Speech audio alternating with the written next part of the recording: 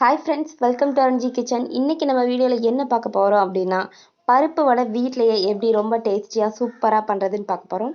அதுக்காக நான் 2 மணி நேரத்துக்கு முன்னாடியே கடலைப்பருப்பை ஊற வச்சு எடுத்து வச்சுருக்கேன்.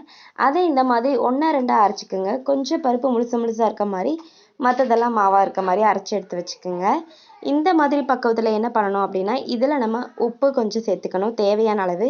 அதுக்கப்புறம் பெரிய வெங்காயம் சின்னதாக கட் பண்ணது, கொஞ்சம் சோம்பு, கொஞ்சம் ஒரு பச்சை மிளகா, கொஞ்சமாக கருவேப்பிலை எடுத்து இதில் நம்ம இது எல்லாத்தையும் சேர்த்து மிக்ஸ் பண்ணிக்கலாம். நல்லா பாருங்கள், இதில் போட்டு நல்லா மிக்ஸ் பண்ணிவிட்டு கொஞ்சமாக அரிசி மாவு எடுத்துக்கோங்க. ஒரு கை அரிசி மாவு எடுத்துக்கோங்க. மொறுமொறுன்னு வர்றதுக்காக தான் நம்ம அரிசி மாவு சேர்க்குறோம். இது எல்லாத்தையும் சேர்த்து நல்லா மிக்ஸ் பண்ணி விட்டுக்குங்க. இப்போ இதெல்லாம் மிக்ஸ் பண்ணதும் இதை உங்களுக்கு எந்த ஷேப்பில் வடை வேணுமோ அந்த ஷேப்பில் நல்லா தட்டி எடுத்து வச்சுக்கோங்க. சின்னதாக போட்டிங்க அப்படின்னா தான் சீக்கிரமாக வேகும். ரொம்ப பெருசாக போட்டிங்கன்னா வேக லேட் ஆகும். அந்தளவுக்கு எண்ணெய் அதிகமாக ஊற்றணும். அதுக்கு வீட்டில் செய்யும்போது நம்ம சின்னதாக இந்த மாதிரி போட்டுக்கிட்டோம் அப்படின்னா கொஞ்சமாக எண்ணெய் ஊற்றி கூட நம்ம பருப்பு வடையை செஞ்சு எடுத்து வச்சுக்கலாம். குட்டீஸுங்களுக்கெல்லாம் இந்த மாதிரி பண்ணி கொடுத்தீங்க அப்படின்னா ரொம்ப பிடிக்கும். பாருங்கள், நான் கொஞ்சமாக தான் எண்ணெய் எடுத்திருக்கேன். இப்போ இந்த எண்ணெய் காஞ்சதும் அந்த சின்ன வடைகளை எல்லாம் எடுத்து இதில் நம்ம போட்டு எடுத்துடலாம். இது வேகறதுக்கு என்ன பண்ணும் அப்படின்னா, ஃபுல்லாக வச்சிங்க அப்படின்னா வெளியிலலாம் வெந்திருக்கும், உள்ளே வெந்திருக்காது. அதனால சிம்லேயே வச்சிங்க அப்படின்னா நல்லா வெந்து வந்துடும்.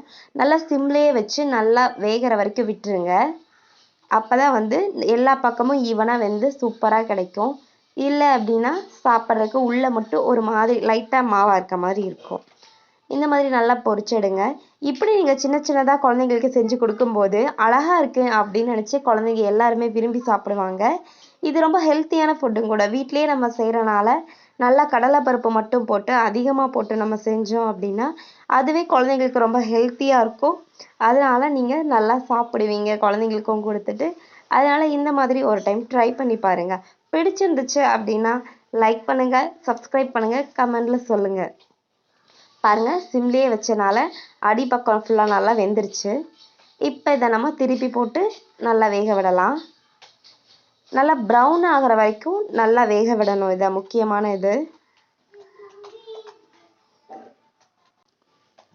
பாருங்கள், இப்போ எல்லா வடையும் நல்லா வெந்து வந்துருச்சு. இந்த மாதிரி ப்ரௌனிஷ் ஆனாலே போதும், வடை சூப்பராக வெந்துருச்சுன்னு அர்த்தம்.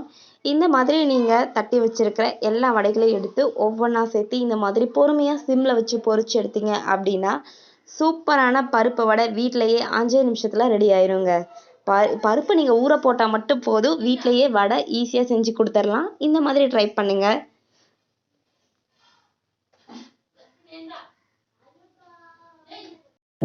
I know you told your friend you're not okay, and tell me what's wrong and why you never said you felt that way. And guess you're trying to stay strong and fake a smile until I look away.